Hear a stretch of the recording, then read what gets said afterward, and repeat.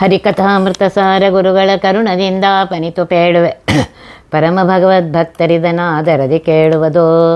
ಕಡು ಕರುಣೆ ನೀನೆಂದರಿದು ಹೇರುಡಲ ನಮಿಸುವೆ ನಿನ್ನೆಡೆಗೆ ಬೆಂಬಿಡದೆ ಪಾಲಿಸು ಪರಮ ಕರುಣಾಸೆಂದು ಎಂದೆಂದು.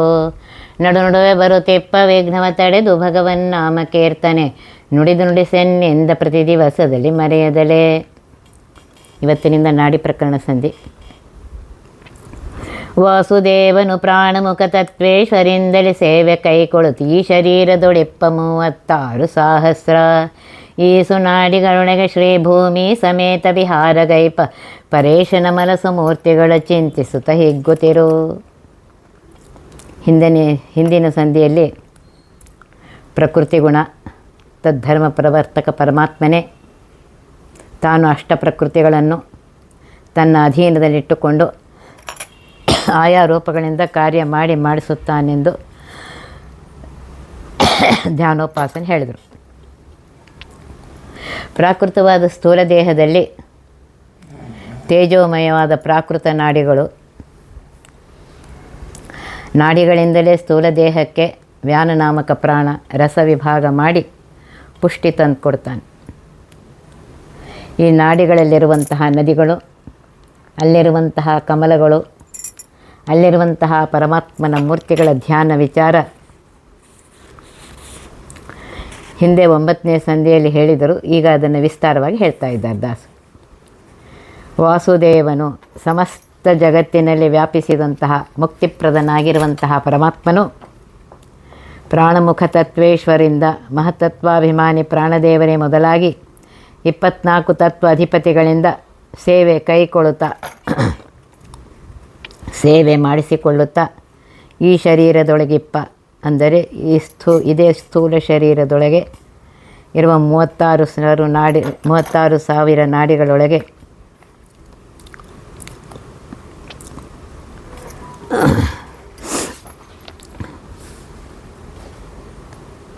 ಇದ್ದಾನೆ.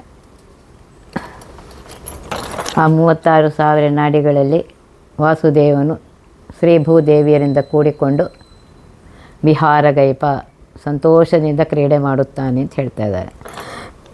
ಪರೇಶ ಪರ ಉತ್ತಮಳಾದ ಮಹಾಲಕ್ಷ್ಮೀ ದೇವಿಯರಿಗೂ ಸ್ವಾಮಿಯಾಗಿರುವಂತಹ ಪರಮಾತ್ಮ ಇಂತಹ ಪರೇಶ ಅಮಲ ನಿರ್ದುಷ್ಟ ಸ್ವಚ್ಛ ದೋಷರಹಿತವಾದ ಸುಮೂರ್ತಿಗಳ ಸಚ್ಚಿದಾನಂದವಾದ ಸಮೀಚೀನವಾದ ಸಚ್ಚಿದಾನಂದ ವಿಗ್ರಹ ಮೂರ್ತಿಗಳ ನಾಡಿಗತ ರೂಪಗಳ ಚಿಂತಿಸುತ್ತಾ ಹಿಗ್ಗುತ್ತಿರು, ಚಿಂತನೆ ಧ್ಯಾನ ಮಾಡುತ್ತಾ ಸಂತೋಷ ಪಡುತ್ತಿರು ಅಂತ ಹೇಳ್ತಾ ಇದ್ದಾರೆ. ನಾಡಿಗತ ಕಮಲಗಳಲ್ಲಿಯೇ ಪರಮಾತ್ಮನೇ ಇರಬೇಕೆ,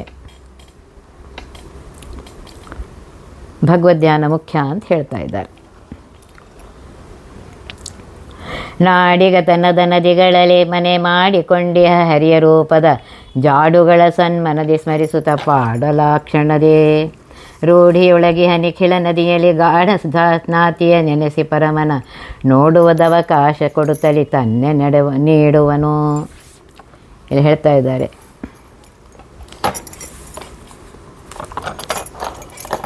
ಭೋಜನ ರಸ ವಿಭಾಗ ಸಂಧಿಯಲ್ಲಿ ಹೇಳಿದ್ದಾರೆ. ಪ್ರಾರಂಭದಲ್ಲಿ ಅರ್ಧನಾರಿ ನರಾತ್ಮಕ ರೂಪದಿಂದ ಪರಮಾತ್ಮ 72,000 ನಾಡಿಗಳಲ್ಲಿದ್ದು ಹೇಗೆ ಲೀಲೆಯನ್ನು ಮಾಡ್ತಾ ಇದ್ದಾನೆ. ಆ ನಾಡಿಗಳಲ್ಲಿ ವಿಹಾರ ಮಾಡುವ ನಾಡಿಗತ ಭಗವತ್ ರೂಪ ಪ್ರಕ್ರಿಯೆಗಳನ್ನು ವಿಸ್ತಾರವಾಗಿ ತಿಳಿಸಲು ಈ ಸಂಧಿಯನ್ನು ಹೇಳ್ತಾ ಇದ್ದಾರೆ. ಈ ಶರೀರದಲ್ಲಿ 36,000 ನಾಡಿಗಳಿವೆ. ಅವುಗಳಲ್ಲಿ ಪರಮಾತ್ಮ ಶ್ರೀ ಭೂದೇವಿಯರಿಂದ ಸಮೇತನಾಗಿ ಇದ್ದಾನೆ. ಇಲ್ಲಿ ಈ ಶರೀರದಲ್ಲಿ ಬಲಭಾಗದಲ್ಲಿ ಅಹರಭಿಮಾನಿಗಳೆಂದು ಪ್ರಸಿದ್ಧವಾದ ನಾಡಿಗಳು 36,000 ಇವೆ.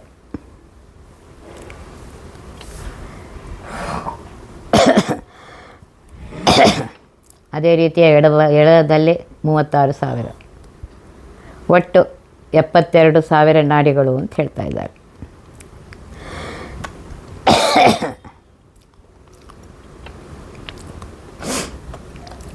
ಚರಣದೊಳಗಿಹ ನಾಡಿಗಳು 12,000 ಮಧ್ಯ ದೇಹದೊಳಿರುತಿಹವು 14 ಬಾಹುಗಳೊಳಗೆ ಏರೆರಡು ಶಿರದೊಳಾರು ಸಹಸ್ರ ಚಿಂತಿಸಿ ಇರುಳು ಹಗಲಭಿಮಾನಿ ದಿವಿಜರ ಅರಿತು ಉಪಾಸನೆ ಗೈವರೆಡೆಯಳು ಸ್ವರ್ಗವಾಸಿಗಳು.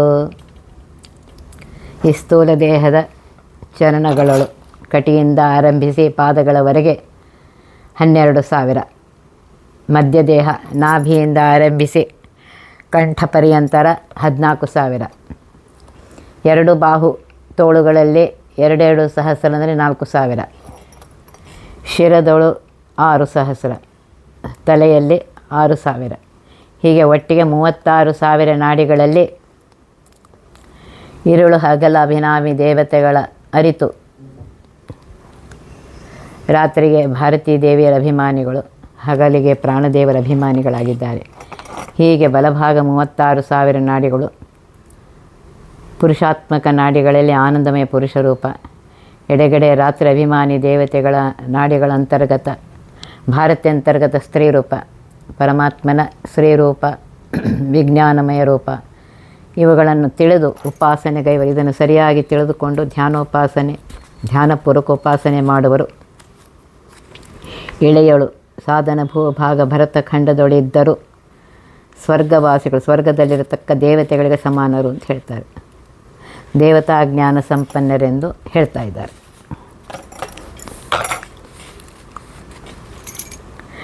ಕಾಲಿನಲ್ಲಿ 12,000, ಮಧ್ಯ ದೇಹದಲ್ಲಿ 14,000, ಕೈಗಳಲ್ಲಿ 4,000, ತಲೆಯಲ್ಲಿ 6,000, ಹೀಗೆ 36,000 ಹಗಲ ಅಭಿಮಾನಿ ದೇವತೆಗಳು, 36,000 ರಾತ್ರಿ ಅಭಿಮಾನಿ ದೇವತೆಗಳು. ಈ ರೀತಿಯಾಗಿ ತಿಳಿದುಕೊಂಡು 72,000 ತಿಳಿದುಕೊಂಡು ಧ್ಯಾನ ಮಾಡಬೇಕು ಅಂತ ಹೇಳ್ತಾರೆ.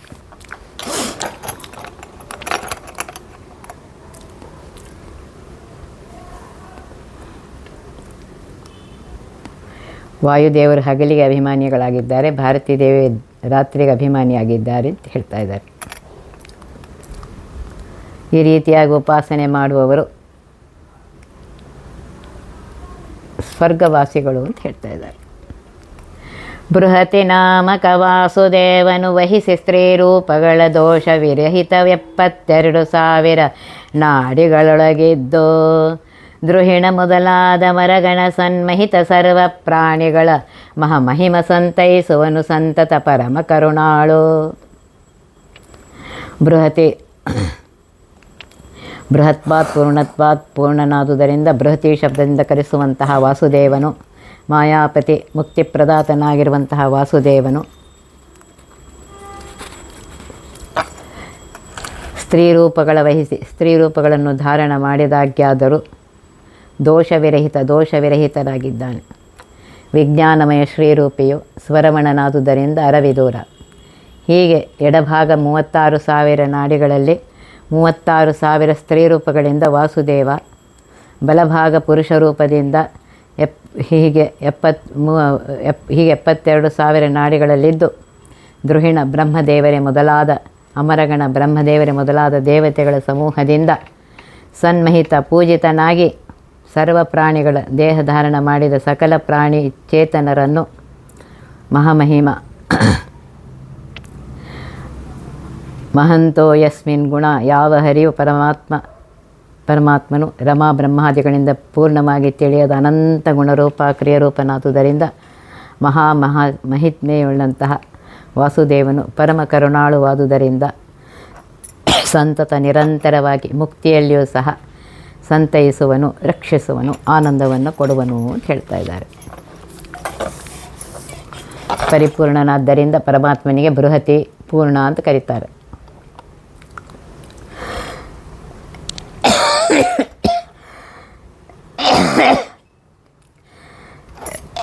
ಸ್ತ್ರೀ ರೂಪಗಳ ಸಂಖ್ಯೆಯನ್ನು ಇಲ್ಲಿ ಹೇಳಿದ್ದಾರೆ. ತಂತ್ರಸಾರ ಸಂಗ್ರಹದಲ್ಲಿ 72,000 ಎಂಬುದಾಗಿ 72,000 ನಾಡಿಗಳಿವೆ. ಆ 72,000 ನಾಡಿಗಳು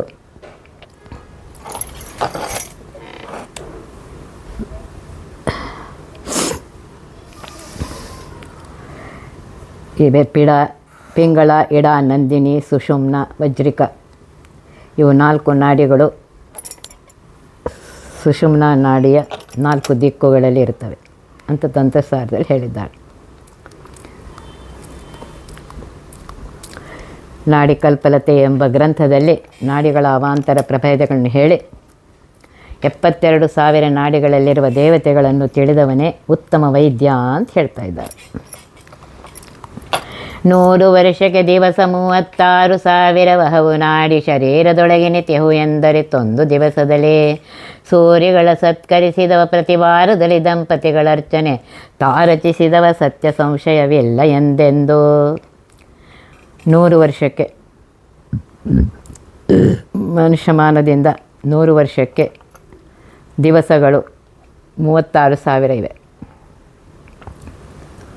ನಾಡಿ ಶರೀರದ ಇಷ್ಟೇ ನಾಡಿಗಳು ಶರೀರದೊಳಗಿವೆ ಎಂದು ತಿಳಿದುಕೊಂಡು ಒಂದು ದಿವಸದಲ್ಲಿ ಹೀಗೆ ತಿಳಿದು ಒಂದು ದಿವಸದಲ್ಲಿ ಸೂರ್ಯಗಳ ಸತ್ಕರಿಸಿದವ ಅಂದರೆ ಜ್ಞಾನಿಗಳನ್ನು ಆದರದಿಂದ ಭೋಜನ ಮಾಡಿಸಿದವ, ಹೀಗೆ ಜ್ಞಾನವುಳ್ಳವನಾಗಿ ಪ್ರತಿ ವಾರ ದಿವಸ ಸೂರ್ಯೋದಯದಿಂದ ಮುಂದಿನ ಸೂರ್ಯೋದಯ ಪರ್ಯಂತಕ್ಕೆ ಈ ರೀತಿಯಾಗಿ ಒಂದು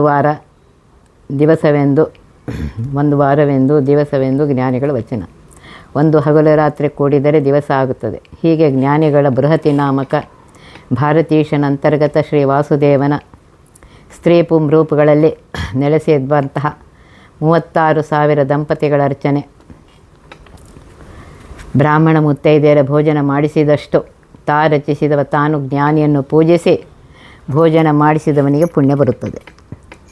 ಸತ್ಯ ನಿಜವಾಗಿ ಬರುತ್ತದೆ, ಸಂಶಯವಿಲ್ಲ ಎಂದೆಂದು ಇದರಲ್ಲಿ ಯಾವ ಕಾಲಕ್ಕೂ ಲೇಷವಾದರೂ ಸಂಶಯವಿಲ್ಲ ಅಂತ ಹೇಳ್ತಾ ಇದ್ದಾರೆ. ಆದ್ದರಿಂದ ಇಂಥ ಜ್ಞಾನವನ್ನು ಪಡೆಯಿರಿ ಅಂತ ಹೇಳ್ತಾರೆ. ಪುರುಷಾಯುಷ್ಯದ 100 ವರ್ಷಕ್ಕೆ 36,000 ಹಗಲಿದೆ, 36,000 ರಾತ್ರಿಗಳಿವೆ. ಆ ರೀತಿಯಾಗಿ ತೆಗೆದುಕೊಂಡು ಹೇಳ್ತಾ ಇದ್ದಾರೆ. 24 ತತ್ವಗಳ ತತ್ಪತಿಗಳೆನಿಸುವ ಬ್ರಹ್ಮಮುಖ ದೇವತೆಗಳನ್ನು ದಿನ ಪ್ರತಿ ನಾಡಿಗಳೊಳಗಿರುತ್ತಿದ್ದು 14 ಲೋಕದಳು ಜೀವ ಪ್ರತತಿಗಳ ಸಂರಕ್ಷಿಸುವ ಶಾಶ್ವತನ ತತ್ತಸ್ಥಾನದಲ್ಲಿ ನೋಡುತ್ತಲಿ ಮೋದಿಪರು. 24 ತತ್ವಗಳ ಅವ್ಯಕ್ತಾದಿ ಪೃಥ್ವಿಯ ತತ್ವವರೆಗೂ 24 ತತ್ವಗಳಿವೆ. ತತ್ಪತಿಗಳೆನಿಸುವ ಆಯಾ ತತ್ವಕ್ಕೆ ಸ್ವಾಮಿಗಳಾಗಿರುವಂತಹ ಒಡೆಯರಾಗಿರುವಂತಹ ಬ್ರಹ್ಮಾದಿ ದೇವತೆಗಳು, ಬ್ರಹ್ಮದೇವರೇ ಮೊದಲಾಗಿ ಧರ ಶನೇಶ್ವರ ಪರ್ಯಂತರ ಅನುದಿನ ನಿತ್ಯದಲ್ಲಿ ಪ್ರತಿ ನಾಡಿಗಳೊಳಗೆ ಒಂದೊಂದು ನಾಡಿಯಲ್ಲಿ ತಾವು ಇರುತ್ತಿದ್ದು 14 ಲೋಕದಳು 14 ಲೋಕಗಳಲ್ಲಿ ಜೀವ ಪ್ರತತಿಗಳ ಜೀವರ ಸಮೂಹವನ್ನು ಸಂರಕ್ಷಿಸುವ ಕಾಪಾಡುವನು. ಶಾಶ್ವತೇಕ ಪ್ರಕಾರನಾಗಿ ಆಯಾ ನಾಡಿ ತತ್ವಾಧಿಪತಿಗಳಲ್ಲಿ ಇದ್ದಾನೆ. ತತ್ತಸ್ಥಾನದಲ್ಲಿ ಆಯಾ ಸ್ಥಾನದಲ್ಲಿ ತತ್ವಾಭಿಮಾನಿ ದೇವತೆಗಳು ಭಗವಂತನ ವ್ಯಾಪಾರಗಳನ್ನು ನೋಡುತ್ತಾ ಮೋದಿಪರು ಭಗವಂತನಿಂದ ಆಗುವಂತಹ ವ್ಯಾಪಾರವನ್ನು ನೋಡುತ್ತಾ ಆನಂದ ಪಡ್ತಾ ಇದ್ದಾರೆ. ನಾಡಿಗಳಲ್ಲಿ ತತ್ವಪತಿಗಳಿದ್ದಾರೆ, ತತ್ವಾಭಿಮಾನಿ ದೇವತೆಗಳಿದ್ದಾರೆ. ಅವರಲ್ಲಿ ನಿಯಾಮಕರಾದ ವಾಯುದೇವರನ್ನು ಹಾಗೂ ಪರಮಾತ್ಮನನ್ನು ಚಿಂತಿಸಬೇಕೆಂದು ಈ ಪದ್ಯದಲ್ಲಿ ಹೇಳ್ತಾ ಇದ್ದಾರೆ. ತ್ರಿಕಾಲಗಳಲ್ಲಿ ಒಂದೇ ರೀತಿಯಾಗಿದ್ದ ಇರುವನು, ಅಂದರೆ ಕಾಲನಿಮಿತ್ತಕವಾಗಿ ಆಗುವ ಯಾವುದೇ ವಿಕಾರ ಪರಿಣಾಮ ಪರಮಾತ್ಮನಿಗೆ ಎಂದು ಯಾವ ಕಾಲಕ್ಕೂ ಇಲ್ಲ. ಸತ್ಯ ಸಂಕಲ್ಪನು ಸದಾ 72,000 34,56,000 ಚಿತ್ ಪ್ರಕೃತಿಯೊಡಗೂಡಿ ಪರಮನು ನಿತ್ಯ ಮಂಗಳ ಮೂರ್ತಿ ಭಕ್ತರ ತೆತ್ತಿಗನು ತಾನಾಗಿ ಸರ್ವತ್ರದಲ್ಲಿ ಸಂತೈಪ. ಸತ್ಯ ಸಂಕಲ್ಪ ಉತ್ತಮ ಪ್ರಕಾರದಿಂದ ಮನಸ ವ್ಯಾಪಾರ ವಿಶೇಷವು ಸದಾ ಶಕ್ತಿಮಾನಾಗಿದ್ದಾನೆ. ತನ್ನ ಸ್ವೇಚ್ಛೆಯಿಂದ ಒಂದೇ ರೀತಿಯಾಗಿ ಸೃಷ್ಟಿಯ ಆರಂಭದಲ್ಲಿ ಸರ್ವಜೀವರ ಯೋಗ್ಯ ಗುಣಾನುಭವ ತಂದು ಕೊಡುವ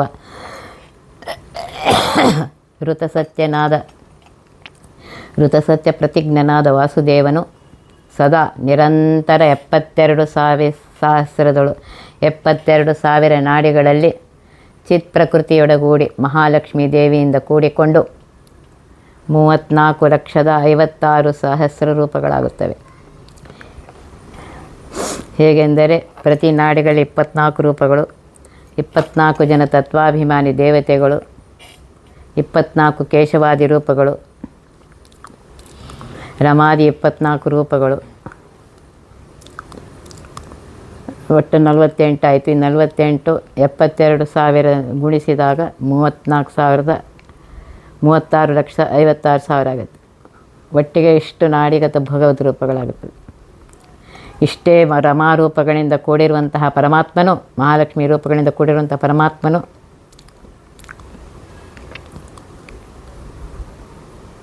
ಅನ್ಯಾಧೀನನಾಗದೆ ಸ್ವತಂತ್ರನಾಗಿದ್ದಾನೆ. ಪರಮನು ಅಂದರೆ ಉತ್ತಮನಾಗಿದ್ದಾನೆ, ಶ್ರೇಷ್ಠನಾಗಿದ್ದಾನೆ, ಸರ್ವೋತ್ತಮನಾಗಿದ್ದಾನೆ. ನಿತ್ಯ ಮಂಗಳಮೂರ್ತಿ, ಸದಾ ಮಂಗಳ ಸುಖರಾರೀತಿ ಮಂಗಳಂ, ಸದಾ ಸುಖವನ್ನು ತಂದುಕೊಡ್ತಾನೆ. ಮಂಗಳ ಸ್ವರೂಪನಾಗಿದ್ದಾನೆ, ಸುಖ ಸ್ವರೂಪಿಯಾಗಿದ್ದಾನೆ. ಮಂಗಳಾನಾಂಚ ಮಂಗಳಂ. ಇಂತಹ ಮಂಗಳ ಮೂರ್ತಿಯಾಗಿರುವಂತಹ ಪರಮಾತ್ಮನು ಭಕ್ತರ ತೆತ್ತಿಗನು, ನಿಜ ಭಕ್ತರಾಗಿರುವಂತಹ, ತನ್ನನ್ನೇ ನಂಬಿಕೊಂಡಿರುವಂತಹ ಭೃತ್ಯರಿಗೆ, ಸೇವಕರಿಗೆ, ತೆತ್ತಿಗ ಅಂದರೆ ಸೇವಕ, ಭೃತ್ಯನು ತಾನು ಸೇವಕನಾಗಿ ಸರ್ವತ್ರದಲ್ಲಿ ಸಂತೈಪ, ಸರ್ವ ದೇಶ ಕಾಲಗಳಲ್ಲಿ, ಕೊನೆಗೆ ಮುಕ್ತಿಯಲ್ಲಿಯೂ ಸಹ ಸಂತೈಪ, ರಕ್ಷಿಸ್ತಾನೆ, ಸಮಾಧಾನವನ್ನು ಮಾಡ್ತಾನೆ, ಆನಂದವನ್ನು ಕೊಟ್ಟು ರಕ್ಷಿಸ್ತಾನೆ. ಇವೆಲ್ಲ ರೂಪಗಳು ದೇವತೆಗಳಿಗೆ ಗೋಚರವು ಅಂತ ಹೇಳ್ತಾ ಇದ್ದಾರೆ. ಇಲ್ಲಿ ನಾಡಿಗತ ರೂಪಗಳಿರುವಂತಹ ವಿಶೇಷವನ್ನು ಇಲ್ಲಿ ಹೇಳ್ತಾ ಇದ್ದಾರೆ. ಆ ಪರಮಾತ್ಮನ ಮಹಿಮೆ ಎಷ್ಟಿದೆ ನೋಡಿ. ಮಣಿಗಳೊಳಗಿಹ ಸೂತ್ರದಂದದಿ ಪ್ರಣವ ಪ್ರಾಜ್ಞನು ಸರ್ವಚೇತನ ಗಣದೊಳಗಿದ್ದನವರತ ಸಂತೈಸುವನು ತನ್ನವರ. ಪ್ರಣತ ಕಾಮದ ಭಕ್ತ ಚಿಂತಾಮಣಿ ಚಿದಾನಂದೈಕ ದೇಹನು ಅಣುಮಹದ್ಗತ ಅಲ್ಪರೂಪಾದಿಯಲ್ಲಿ ನೆಲೆಸಿಪ್ಪ. ಮಣಿಗಳೊಳಗಿಹ ಸಮಸ್ತ ಮಣಿ ಜಪಮಣಿಗಳೊಳಗೆ ಸೂತ್ರವು, ದಾರವು ಪೋಣಿಸಿದರೆ ಮಣಿಗಳೆಲ್ಲ ಆ ದಾರ ಹೇಗೆ ಆಧಾರವಾಗಿದೆಯೋ ಅದರಂತೆ ಪ್ರಣವಪಾದ್ಯನು, ಓಂಕಾರ ಪ್ರತಿಪಾದ್ಯನಾಗಿರುವಂತಹ ಪರಮಾತ್ಮನು ಸರ್ವಚೇತನರೊಳಗೆ ಸಕಲ ಚೇತನ ಚಲನ ಮಾಡತಕ್ಕಂತಹ ಜೀವರ ಸಮೂಹದಲ್ಲಿದ್ದು ಸೂತ್ರದಂತೆ ಆಧಾರನಾಗಿದ್ದಾನೆ. ಅನವರತ ನಿತ್ಯದಲ್ಲಿಯೂ ತನ್ನವರ ಸಂತೈಸು, ತನ್ನ ನಿಜ ಭಕ್ತರನ್ನು ರಕ್ಷಣೆ ಮಾಡ್ತಾನೆ. ಪ್ರಣತ ಕಾಮದ ಆನತರಾಗಿ ಭಕ್ತಿಯಿಂದ ಬಗ್ಗಿ ನಮಸ್ಕರಿಸಿರುವಂತಹ ಭಕ್ತರಿಗೆ, ನಮಸ್ಕರಿಸುವಂಥ ಭಕ್ತರಿಗೆ ಕಾಮದ ಇಷ್ಟಾರ್ಥಗಳನ್ನು ಕೊಡ್ತಾನೆ. ಭಕ್ತರಿಗೆ ಚಿಂತಾಮಣಿ, ಜಡವಾದ ಚಿಂತಾಮಣಿ ರತ್ನದಲ್ಲಿದ್ದು ಭಕ್ತರ ಚಿಂತಿತ ಅರ್ಥವನ್ನು ಕೊಡುವನು. ಚಿದಾನಂದೈಕ ದೇಹನು, ಸಚ್ಚಿದಾನಂದಾತ್ಮ ಜ್ಞಾನಾತ್ಮಕ ಶರೀರವುಳ್ಳವನು, ಪ್ರಾಕೃತ ದೇಹಿ ಅಲ್ಲ ಪರಮಾತ್ಮ.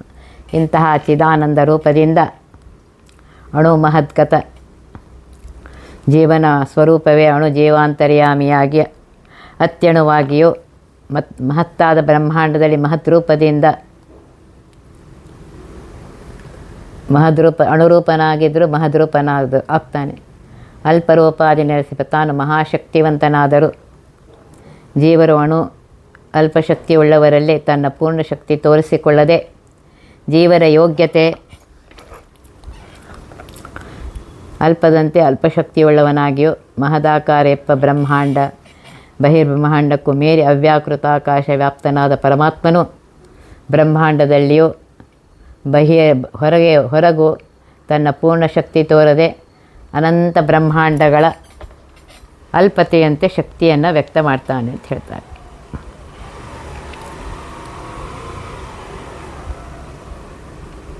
ಇಲ್ಲಿ ಅನಂತ ಗುಣ ಪರಿಪೂರ್ಣನಾಗಿರುವಂತಹ ಪರಮಾತ್ಮ, ಸರ್ವತ್ರ ವ್ಯಾಪ್ತನಾಗಿರುವಂತಹ ಪರಮಾತ್ಮ ತನ್ನ ಭಕ್ತರಿಗೋಸ್ಕರ ಎಷ್ಟು ಉಪಕಾರ ಮಾಡ್ತಾ ಇದ್ದಾನೆ ಅಂತ ಹೇಳ್ತಾ ಇದ್ದಾರೆ. ಈ ಸುಷುಮ್ನಾದ್ಯ ಖಿಳನಾಡಿ ಕೋಶನಾಭಿ ಮೂಲದಲ್ಲಿ ವೃಷಣಾಸನದ ಮಧ್ಯದಲ್ಲಿ ಎಪ್ಪುದು ತುಂದಿನಾಮದಲೇ ಆಸರೋಜಾಸನ ಮುಖರು ಮೂಲೇಶನಾನಂದಾದಿ ಸುಗುಣೋಪಾಸನೆಯ ಗೈವುತಲಿ ದೇಹದೊಳಗೆ ಇರುತಿಹರು. ಈ ಸುಷುಮ್ನಾದ್ಯ ಖಿಳ, ಈ ಸ್ಥೂಲ ದೇಹದಲ್ಲಿ ಎಲ್ಲ ನಾಡಿಗಳಿಗೆ ಮೂಲವಾಗಿದೆ ಸುಷುಮ್ನ ನಾಡಿ. ನಾಡಿಕೋಶ ಅಂದರೆ ನಾಡಿಗಳ ಸಮೂಹ. ನಾಭಿಮೂಲ ಅಂದರೆ ಹೊಕ್ಕಳ ಅಡಿಯಲ್ಲಿ ವೃಷಣಾಸನದ ಮಧ್ಯದಲ್ಲಿ ಇಪ್ಪುದು.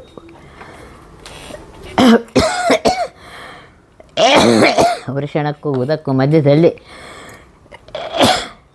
2 ಅಂಗುಲ ಉನ್ನತ ಚತುರಂಗುಲ ವಿಸ್ತಾರಗಡ್ಡೆ ಇದೆ. ತುಂದಿ ನಾಮದಲ್ಲಿ ಈ ಮಾಂಸಗಂಡೆ ಮೂಲ ಸ್ಥಾನಕ್ಕೆ ತುಂದಿ ಅಂತ ಕರೀತಾರೆ.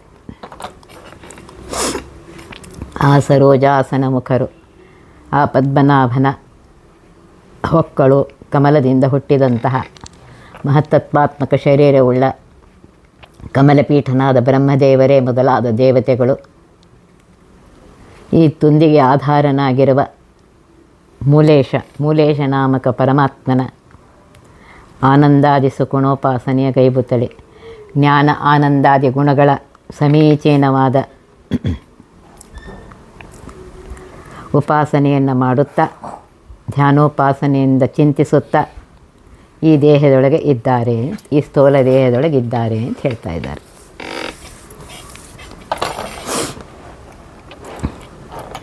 ನೋಡ್ರಿ, ಆ ಪರಮಾತ್ಮನ ಮಹಿಮೆಯನ್ನು ಹೇಳ್ತಾ ಇದ್ದಾರೆ.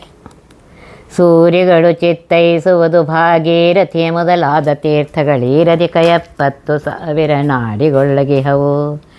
ಈ ರಹಸ್ಯವ ಅಲ್ಪ ಜನರಿಗೆ ತೋರಿ ಪೇಳದೆ ನಾಡಿ ನದಿಯಳು ಧೀರರನು ದಿನ ಮಜ್ಜನವ ಮಾಡು ತಳಿ ಸುಖಿಸುವರು.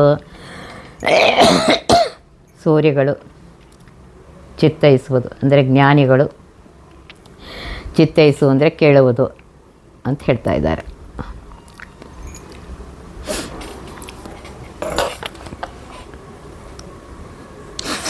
ದೊಡ್ಡವರಲ್ಲಿ ವಿನಂತಿ ಮಾಡಬೇಕು ಅಂತ ಹೇಳ್ತಾ ಇದ್ದಾರೆ. ಭಾಗೀರಥಿ ಮೊದಲಾದ ತೀರ್ಥಗಳು,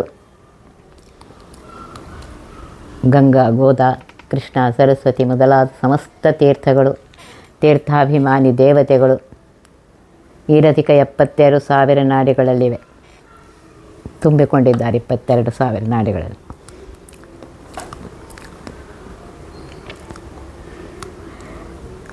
ಹೇಳ್ತಾ ಇದ್ದಾರೆ, ಇಡಾ ನಾಡಿಯಲ್ಲಿ ಭಾಗೀರಥಿ ನದಿ, ಪಿಂಗಳ ನಾಡಿಯಲ್ಲಿ ಯಮುನಾ, ಇಡಾ ಪಿಂಗಳ ಮಧ್ಯದಲ್ಲಿ ಸುಷುಮ್ನಾ ನಾಡಿಯಲ್ಲಿ ಸರಸ್ವತಿ ದೇವಿ ಇದೆ ಅಂತ ಹೇಳ್ತಾರೆ. ಈ ರೀತಿಯಾಗಿ 72,000 ಸಹಸ್ರ ನಾಡಿಯಲ್ಲಿರುವ ನದಿಗಳಿವೆ. ಆ ನದ್ಯಾಭಿಮಾನಿಗಳು ಪರಮಾತ್ಮನ ರೂಪಗಳು ಹೇಳಿದ